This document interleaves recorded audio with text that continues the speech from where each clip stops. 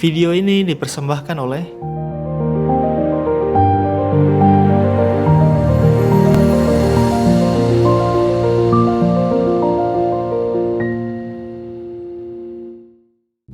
Assalamualaikum warahmatullahi wabarakatuh. Halo sahabat semua. Kita semua pasti pernah bertanya-tanya apa yang terjadi sebelum dunia ini diciptakan. Apakah kosong? Atau ada kehidupan lain sebelumnya? Yang pasti tidak ada yang tahu jawabannya selain Allah Subhanahu wa Ta'ala. Ketika kita beranjak dewasa, kita juga biasanya bertanya-tanya, siapakah pencipta Allah? Dan bagaimana rupanya? Pertanyaan ini juga sering muncul bagi orang-orang yang sering dilingkupi oleh bisikan setan. Nah, video kali ini akan memberikan sedikit wawasan kepada kita terkait pertanyaan tentang Allah tersebut. Jadi tetap dengerin sampai akhir ya. Insya Allah akan bermanfaat untuk kita semua.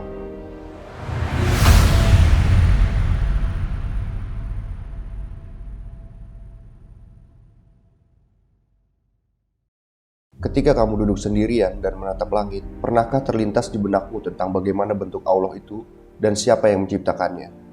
Jika pernah, sebaiknya kamu berhenti dan segera beristighfar. Tidak ada satu manusia pun yang mampu menjelaskannya, karena hal tersebut sudah jauh dari batas kemampuan berpikir manusia. Filsuf yang paling pandai di dunia pun akan mati kutu dibuatnya. Lagi pula, Rasulullah SAW juga melarang umatnya untuk mempertanyakan hal ini. Sebagaimana sebuah hadis yang diriwayatkan Muslim berikut ini. Dari Abu Hurairah, dia berkata, Rasulullah SAW bersabda, orang-orang akan ada saja yang bertanya-tanya, hingga akhirnya akan ditanyakan, Allah yang menciptakan makhluk, lalu siapa yang menciptakan Allah? Siapa yang mendapati hal tersebut, maka ucapkanlah, aku beriman kepada Allah. Hadis riwayat Muslim.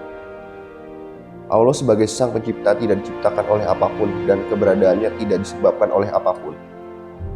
Allah itu ada dari dulu, sekarang, nanti, dan sampai kapan. Lantas kalau Allah tidak diciptakan, bagaimana ia bisa diciptakan? Bisikan setan dan iblis laknatullah ini memang akan selalu menghantui pikiran kita. Bisikan akan pertanyaan itu selalu saja menghantui walaupun kita sudah tahu jawabannya. Untuk menjawab pertanyaan ini, mungkin fakta ilmiah ini akan membantumu. Kita semua pasti tahu tentang teori pembentukan alam semesta.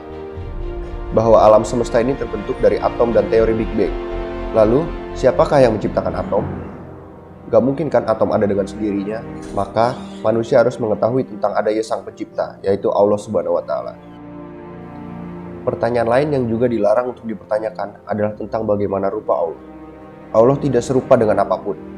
Jika kamu pernah membayangkan Allah memiliki kaki dan tangan seperti manusia, maka bisa dipastikan hal itu salah besar. Bentuk dan rupa Allah tidak akan sama seperti apa yang kita pikirkan. Sebab, kita tidak akan mampu melihat Allah. Allah tidak sama dengan makhluk.